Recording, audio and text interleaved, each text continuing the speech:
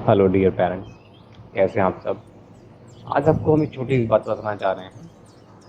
अगर हमें अपने बच्चों को अच्छी शिक्षा देनी है, अच्छे संस्कार देने हैं, उन्हें काबिल बनाना है, तो हमारे पास एक ऐसा रास्ता है जिसके माध्यम से हम अपने बच्चों को एक अच्छी शिक्षा, एक अच्छे संस्कार के साथ एक अच्छा मार्गदर्शन कर सकते हैं।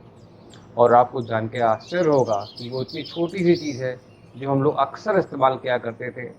आपको याद हो, शायद याद होगा कि आपके बचपन में भी आपको ये संस्कार, ये सब चीज़ दी गई थी जो कि एक कहानी के रूप में थी। वो कहानियाँ जो आपने सुनी होंगी अपने घर में, अपने माता से, अपने पापा से, या अपने दादा दादी से, नाना नानी से, आपने ये सब कहानियाँ सुनी होंगी। ये वही कहानियाँ हैं जिनके थ्रू हम अपने बच्चों को ऐसे संस्कार दे सकते हैं, ऐसी सोच डेवलप कर सकते हैं कि उन्हें डिसीजन मेकिंग में हेल्प मिलती है। आज हम सब इस तरह को सोच रहे हैं कि हम अपने बच्चों को कैसे मार्गदर्शन करें, उन्हें कैसे मोटिवेट करें कि बच्चे अपने आप काम के लिए खुद से मोटिवेटेड हों और डेडिकेटेड हों, अपना काम खुद से करें। हम कई पेरेंट्स से मिल चुके हैं, तो सबके साथ यही कॉमन प्रॉब्लम लगी हुई है कि कैसे अपने बच्चों को मोटिवेट करें। तो उसके लिए मेरा सजेशन है कि रोज़ अगर हो सके, मुश्किल हो, तब भी आप छोटी सी कहानी बच्चों के साथ शेयर करें और बच्चों को इंस्पायर करें कि वो एक कहानी आपको रोज़ सुनाएं। पहले आप उनको एक कहानी सुनाएं, फिर वो भी आपको एक कहानी सुनाएं। इसके से जुड़ी हुई अब आपको एक बात बताना चाहते हैं। एक राजा साहब थे जो कि बहुत अच्छे संस्कार थे उनके अंदर, उन्होंने बहुत अच्छा सा राज्य संभाल रखा था। उनके दो बच्चे थे। उनके दो बच्चे जो थे वो बहुत नालायक थे, बिल्कुल उन्हें कुछ काम करना नहीं आता था, उन्हें कोई समझ नहीं थी। तो राजा साहब बहुत चिंतित थे, वो क्या करें, कैसे करें, अपने बच्चों को कैसे मोटिवेट करें, कैसे संस्कार दें उन्हें, शिक्षा कैसे दें, उन्हें काबिल कैसे बनाएं। बहुत उनके लिए परेशानी वाली बात थी।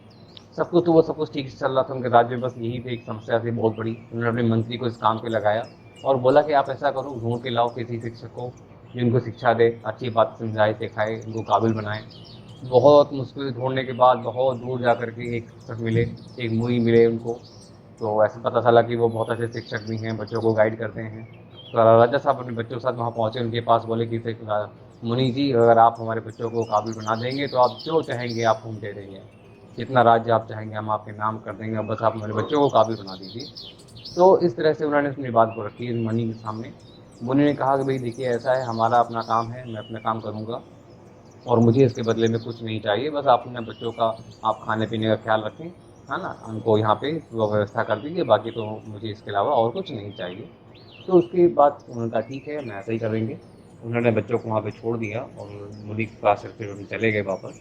मुनि ने क्या किया, कुछ नहीं, बस एक छोटा सा काम किया। उन बच्चों से उन्होंने बहुत सारी कहानियाँ लिखवाई। वो कहानी बोलते रहे और जो उनके बच्चे थे उन कहानियों को लिखते रहे। और बहुत सारी कहानी लिखने के बाद, उन कहानियों को सुनने के बाद, उन बच्चों में जो समझ डेवलप हुई है वो एक बहुत ही अमेजिंग समझ थी। उन्हें क्या करना है, क्या नहीं करना है, कहानी के माध्यम से उन बच्चों को काबिल बना दिया गया। आपको याद होगा, आपने सुनी भी होंगी, उन कहानियों का नाम है पंचतंत्र। तो पंचतंत्र वही कहानियाँ हैं जो मुनि ने उन बच्चों से लिखवाई थी और बच्चे उन कहानी को सुन सुन के, लिख लिख के काबिल बनते थे। तो अगर आप अपने बच्चों को काबिल बनाना चाह रहे हैं, उन्हें समझदार बनाना चाह रहे हैं, तो इन पंचतंत्र कहानियों का ही इस्तेमाल करें। उन्हें सुनाएं, उन्हें समझाएं, जिससे कि अपने बच्चे अपने आप काबिल बन जाएंगे और आपकी हर एक समस्या का हल निकल आएगा। I think so these stories are very very inspirational things. आपको एक बात नोटिस करनी होगी, मैंने आपको इस कहानी के माध्यम से ही उस बात की इम्पोर्टेंस समझाई है जो कि हमें आपको समझानी थी। Stories, stories and stories, stories are the best thing in the world to let other people understand what exactly I want. So use the stories.